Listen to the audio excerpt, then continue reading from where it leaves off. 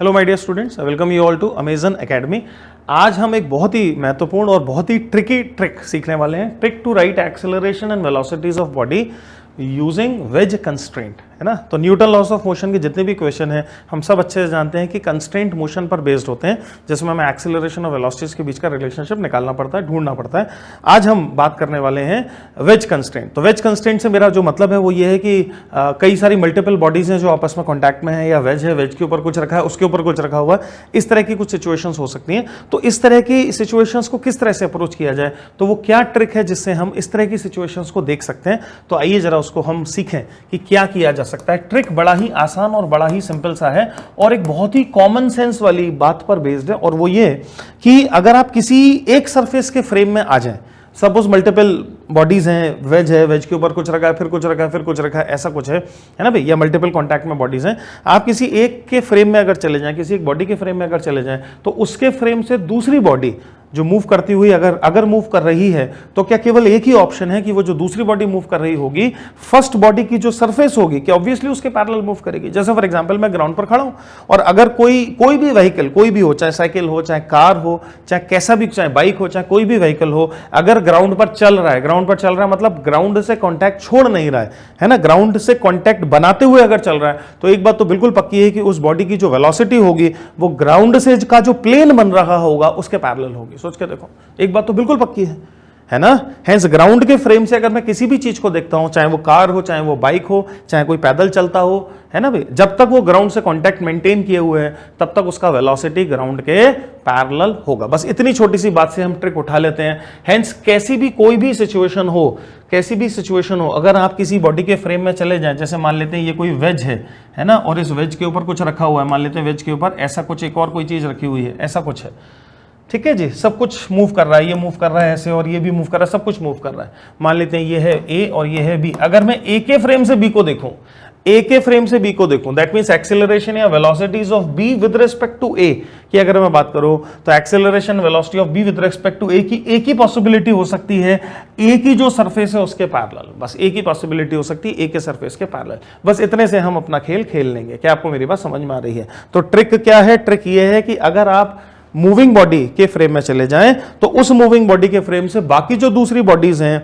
उनके वेलोसिटीज और एक्सेलरेशन जो वेक्टर दिखाई देंगे उस मूविंग बॉडी की सरफेस के पैरेलल होंगे, है ना भाई। That is the trick. और इस ट्रिक का हम डिफरेंट क्वेश्चंस में यूज करें। जैसे पहला क्वेश्चन देखें क्या कह रहा है, find the relation between velocity of rod and that of the ways at the instant shown in this figure. तो ये जो वेज है, ये वेज v वेलोसिटी से ऐसे राइटवर्ड जा रहा है, और ये जो रॉड है, ये दो हॉरिजॉन्टल सपोर्ट, इस तरह की दो वर्टिकल सपोर्ट्स इनके बीच में है। सो ये जो वेज है, ये जो रॉड है, इसका मूवमेंट केवल ऐसे वर्टिकली हो सकता है।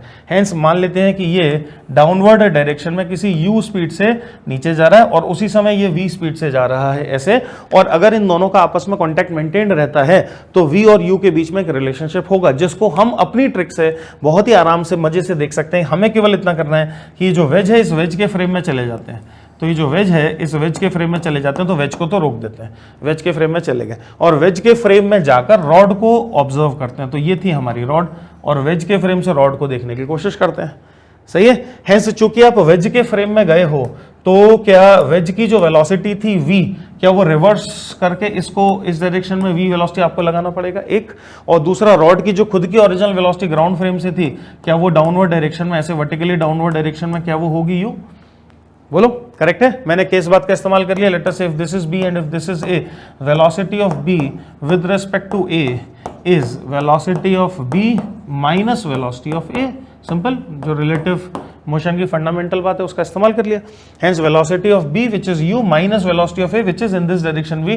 क्या आप समझ रहे हैं? इन दोनों का जो रिजल्टेंट होगा वो होगा relative velocity of rod with respect to wedge, जो हमारी ट्रिक के अनुसार क्या वेज के सरफेस के पैरेलल आना चाहिए। हेंस इस वेक्टर v और इस वेक्टर u का जो रिजल्टेंट है, ये जो रिजल्टेंट है, क्या ये रिजल्टेंट हमारी इंक्लाइन सरफेस के पैरेलल होना चाहिए। If this angle is theta and चूंकि दोनों आपस में पैरेलल हैं, क्या ये एंगल भी थीटा ही होना चाहिए।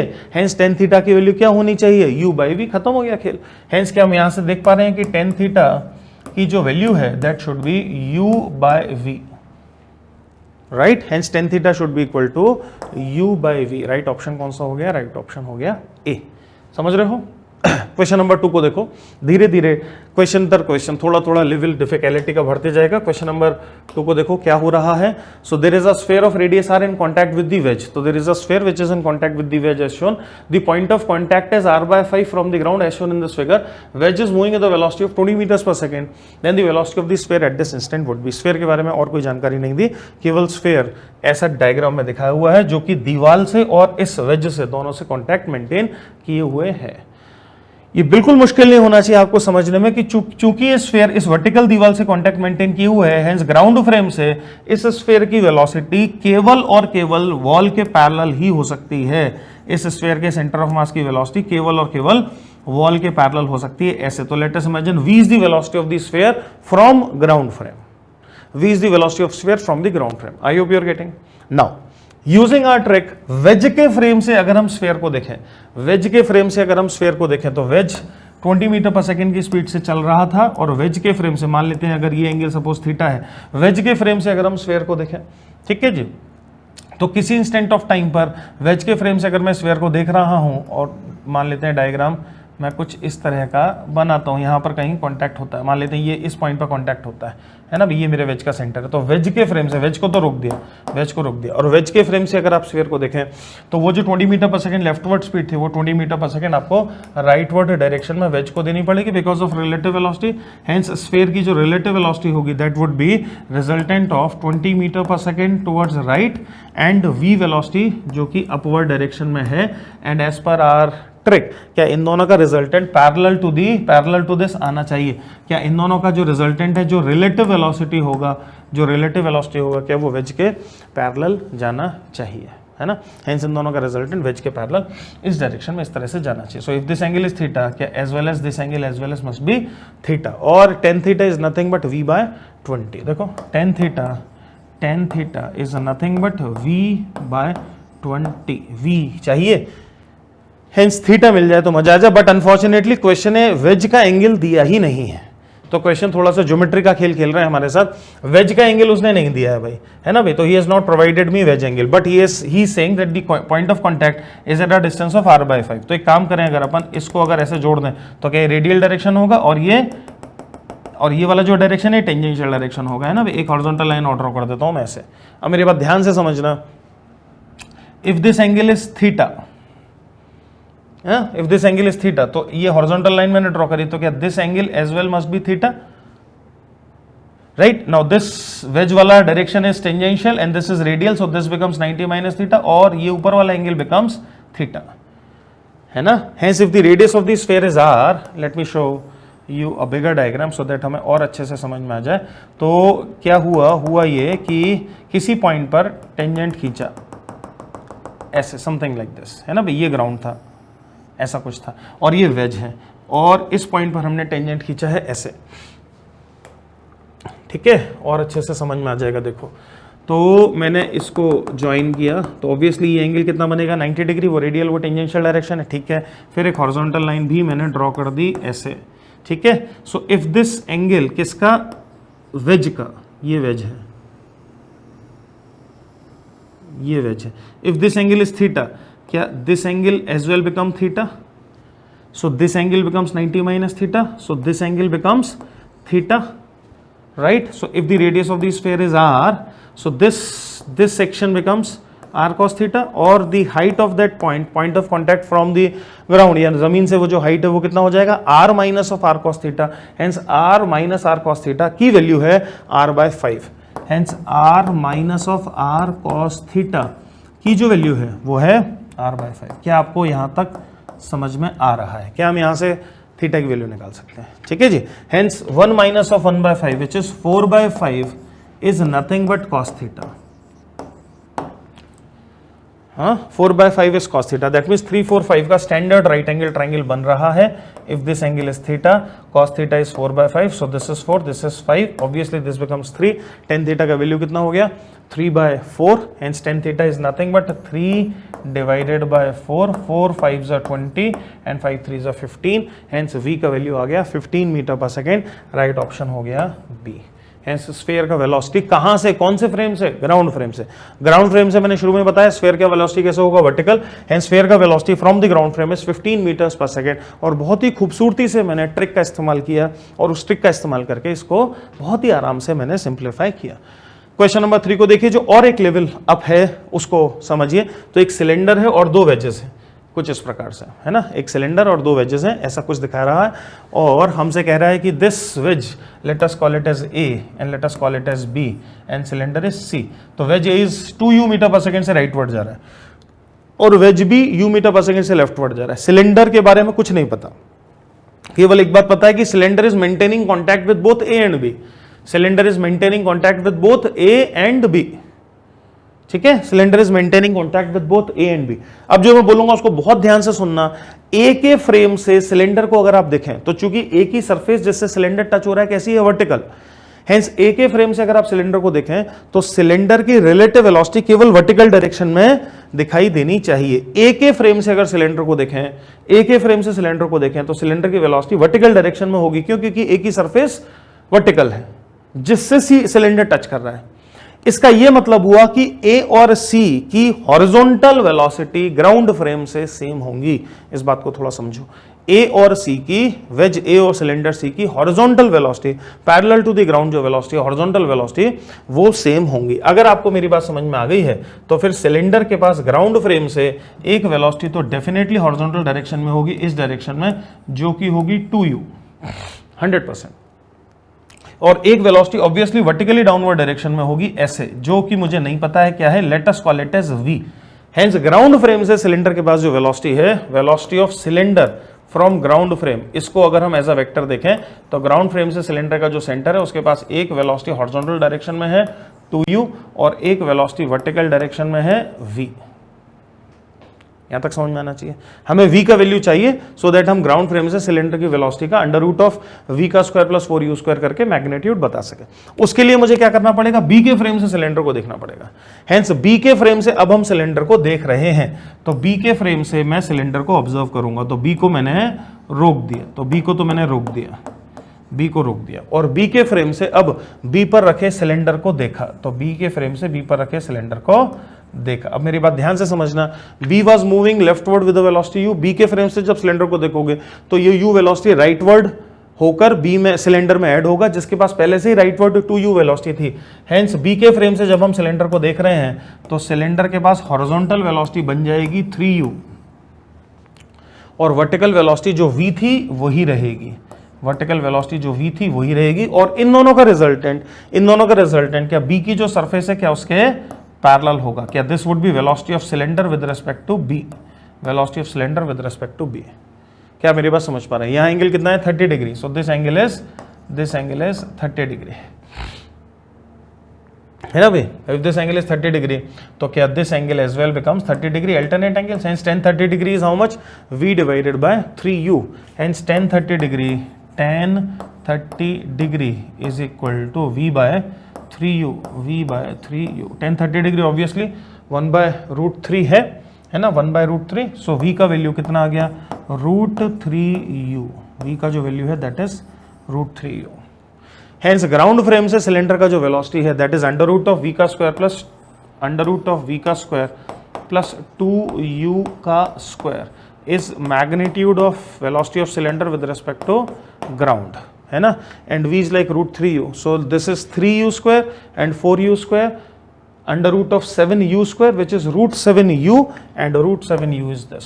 हेंस राइट आंसर क्या बना, राइट आंसर बना D, √7u मीटर्स पर second is the speed of c from ground frame. Speed of c from ground frame. कैसे हमने ट्रिक का इस्तेमाल करके इसको कितने आराम से देखा और समझा है। अगला क्वेश्चन देखिए जो और भी ज्यादा मजेदार है और टफ है, इजी नहीं है, टफ है। आइए जरा देखें क्या कहता है।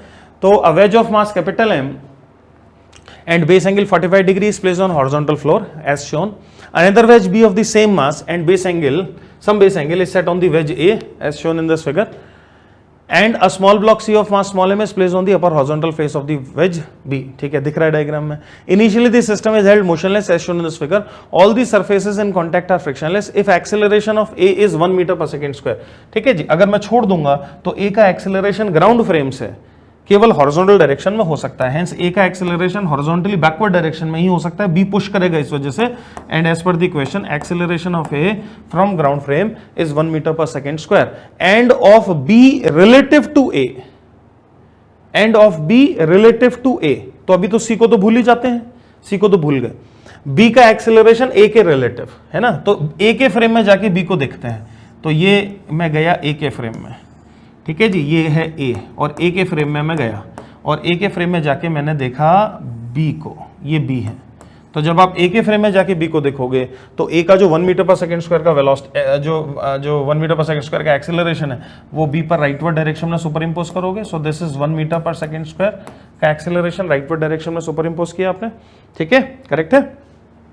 और बी का खुद का कोई एक्सेलरेशन ग्राउंड फ्रेम से होगा। उन दोनों का जो रिजल्टेंट है वो parallel to the surface of A आना चाहिए, और ए कितने एंगल पर है, 45 डिग्री पर, है ना भी। अच्छा जी, अब देखो वो क्या कह रहा है, वो कह रहा है कि acceleration of B relative to A is √2, acceleration of B relative to A is √2। तो acceleration of B relative to A is √2, that means B का relative acceleration, A relative acceleration is √2 meter per second square, √2 meter per second square. And obviously ये एंगल 45 degree का है, तो ये angle भी 45 degree का ही होना चाहिए। क्या मेरी बात समझ पा रहे? फिर मेरी बात ध्यान से समझना, रिलेटिव एक्सेलरेशन ऑफ बी से मेरा मतलब है acceleration of B with respect to A, acceleration of B with respect to A, which means acceleration of B minus acceleration of A, obviously acceleration of B minus acceleration of A. Acceleration of A ये draw कर रखा है, acceleration of B vector पता नहीं कहाँ है, पर ये पता है कि इन दोनों का जो रिजल्टेंट है वो ये है। दैट मीन्स हमें ए आर वेक्टर पता है, अरे विद में हमें ए आर वेक्टर पता है, ठीक है जी। अच्छा जी, hence acceleration of B from ground frame can be written as A R vector plus A vector. समझे क्या मेरी बात? A R vector √2 meter per second square है 45 डिग्री के एंगल पर, है ना भी। हेंस हॉरिजॉन्टल डायरेक्शन से √2 meter per second square at an angle of 45 degree. ये कौन है? ये तो है ए आर वेक्टर। और ए वेक्टर क्या है? ए वेक्टर है 1 meter per second square leftward direction में, 1 मीटर पर सेकेंड स्क्वायर। क्या आप समझ रहे हैं? इन दोनों का resultant will give me acceleration of B from ground frame, right. This is √2, this is 45 degree. Hence component में अगर तोड़ोगे तो √2 इंटू cos 45 1 आएगा। क्या ये 1 और 1 कट जाएगा? हेंस क्या इन दोनों का जो रिजल्टेंट है, क्या वो इन दोनों का रिजल्टेंट इस डायरेक्शन में 1 मीटर पर सेकेंड स्क्वायर बनेगा? किस डायरेक्शन में? वर्टिकल डायरेक्शन में। Hence acceleration of B is 1 meter per second square ground frame से इन वर्टिकल डायरेक्शन। क्या यहां तक आपको मेरी बात समझ में आ रही है? Acceleration of B is 1 meter per second square in vertical direction. Now अब क्वेश्चन ने क्या बोला? क्वेश्चन बोल रहा है कि acceleration of C relative to B is 1 meter per second square. Acceleration of C relative to B. Now acceleration of C relative to B can only be in the horizontal direction, and you have to find the acceleration of C from ground frame और उसका magnitude. Hence acceleration of C is basically acceleration of C with respect to B plus acceleration of B with respect to ground. Acceleration of C with respect to B is horizontal 1 in the horizontal direction, and acceleration of B with respect to ground is vertical 1. Hence horizontal 1 meter per second square and vertical 1 meter per second square का resultant is √2. Hence, what is the acceleration of C from ground frame? It would be having a magnitude of √2 meter per second square. The answer is A. √2 meter per second square. It's a tough question. It's not easy. It's a tough question. क्या हम बात को समझ पा रहे हैं? ऐसा है ना? Hence, multiple blocks भी दे सकता हूं मैं. Multiple blocks पर भी क्वेश्चन बन सकता है. इसके फ्रेम से इसको देखा, फिर इसके फ्रेम से इसको देखा, एंड अकॉर्डिंगली हम आगे चलते गए। आखिरी क्वेश्चन ले रहे हैं, देखिए जरा। 2 बातें पूछी हैं क्वेश्चन ने, तो find the force in newton which mass A exerts on mass B, पहले तो ये बता दो, which is moving towards right with the speed of 3 meter per second square, and also find mass of A. तो जरा समझते हैं क्या होगा। तो A obviously normal reaction exert करेगा ऐसे, ए से बी पर एक नॉर्मल रिएक्शन आ रहा होगा ऐसे, और बी ए को वापस वो नॉर्मल रिएक्शन एक्शन रिएक्शन का पेयर होगा। हेंस वो ए पर नॉर्मल रिएक्शन ऐसे लग रहा होगा। इस नॉर्मल रिएक्शन का जो हॉरिजॉन्टल कंपोनेंट है, क्या वो बी को मूव करा रहा है? हेंस अगर मुझे निकालना है what is the force exerted by A on B, तो that is N, and N का जो हॉरिजॉन्टल कंपोनेंट है, एन का हॉरिजॉन्टल कंपोनेंट देखें जरा, एन का जो हॉरिजॉन्टल कंपोनेंट है, hence this is 37, this is 37, so this becomes 53, hence n cos 53, n cos of 53 degree is equal to mass which is 1 kg into 3 meter per second square. क्या आपको मेरी बात समझ में आ रही है? सही है, सिंपल न्यूटन लॉ, F बराबर एम का इस्तेमाल किया, क्योंकि इसके अलावा बी पर जो ग्राउंड से फोर्स आ रहा होगा वो वर्टिकल डायरेक्शन में होगा, तो हॉरिजॉन्टल डायरेक्शन में बी पर जो भी फोर्स है वो केवल नॉर्मल रिएक्शन के कंपोनेंट की वजह से आ रहा है, नॉर्मल रिएक्शन के कंपोनेंट की वजह से आ रहा है। ठीक है जी, तो if this angle is 53 degrees, this is 5, this is 3 and this is 4, तो cos 53 कितना 3/5, हेंस n का जो वैल्यू है वो तो हो गया 5। तो एक आंसर तो आपको मिल गया कि जो फोर्स एक्सर्टेड है दैट इज 5 न्यूटन। ठीक, अब दूसरी बात जो करनी है वो ये कि a का मास कितना होगा, वो कैसे निकलेगा? वो ऐसे निकलेगा कि ए दोनों लोगों से कांटेक्ट मेंटेन किया, देखो इस दीवार से भी कांटेक्ट मेंटेन किया, इससे भी कांटेक्ट मेंटेन किया है ना, और चूंकि बी राइट साइड में जा रहा है, हेंस ये बिल्कुल मुश्किल नहीं समझना कि ए का एक्सेलरेशन ग्राउंड फ्रेम से वर्टिकली डाउनवर्ड डायरेक्शन में होगा, hence A vertically downward direction में किसी एक्सेलरेशन ए से चलेगा, और मान लेते हैं ए का मास है m, ए का एक्सेलरेशन वर्टिकली डाउनवर्ड डायरेक्शन में होगा, और ए पर फोर्सेस के नाम पर क्या क्या होगा, एक mg लग रहा होगा, अगर मैं ए का एफबीडी बना लूं अलग से, है ना भाई, ए का अगर अपन अलग से एफबीडी बना लें तो ए पर एक तो ग्रेविटेशनल फोर्स लग रहा होगा mg ऐसे, और दूसरा वो नॉर्मल रिएक्शन लग रहा होगा ऐसे, ठीक है, और एक रिएक्शन यहां से आ रहा होगा दीवार से, let us call it as n dash. ठीक है, वर्टिकल डायरेक्शन की अगर बात करें तो क्या n का जो वर्टिकल कंपोनेंट है n sin 53 है ना, जो अपवर्ड डायरेक्शन में, mg जो डाउनवर्ड डायरेक्शन में, hence mg minus of n sin 53 degree, n sin 53 degree should be equal to mass m into A. कहीं से अगर a पता चल जाए तो बस मजा आ जाए, और a हमें पता चल जाएगा हमारी ट्रिक से, a हमें ट्रिक से पता चलेगा कैसे, b के फ्रेम से a को देख लेते हैं।